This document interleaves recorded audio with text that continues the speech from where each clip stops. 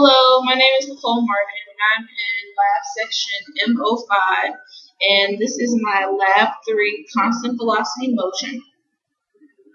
So the video I observed using tractor was a soccer ball rolling on the floor, and I assumed that the net force acting on the ball was 0, so that the ball would be traveling at a constant velocity.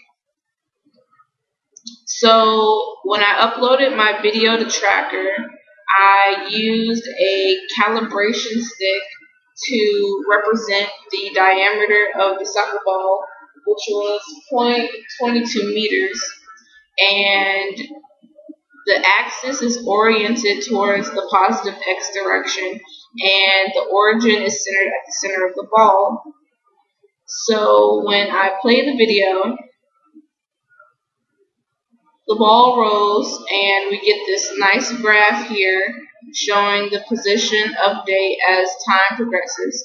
And we have a nice chart here that records the position as time progresses.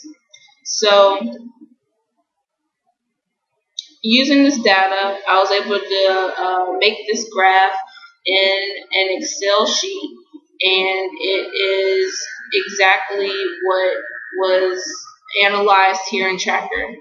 So now I modeled what I did in Tracker through a Python formula, and here are my initial conditions for the ball, and the mass of the ball was 0.43 kilograms, and the position of the ball was taken from Tracker, and the velocity was also determined using Tracker. So when I run my script,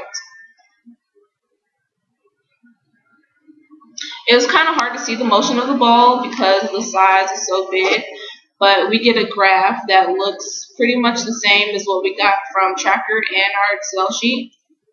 And so when we bring this up,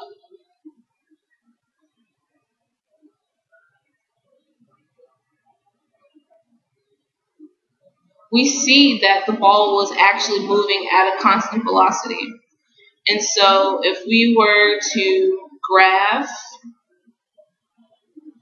the data that we got from our Python script, it would show that it should show a graph that is representative of this graph here, and that's exactly what we get.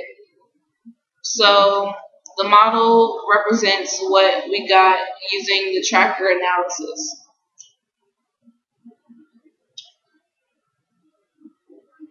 And so here this shows how I got the initial position, the change in time, and how I calculated the average velocity.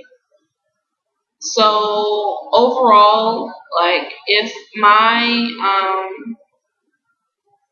axis had been oriented in another direction, let's say in the negative x direction, then my graph's data points would also be negative.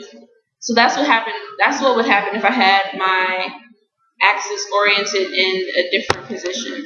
And basically, what this means to see that the ball was traveling at a constant velocity, that means that after the initial force, that the net force acting on the ball was 0. And so that is my lab 3.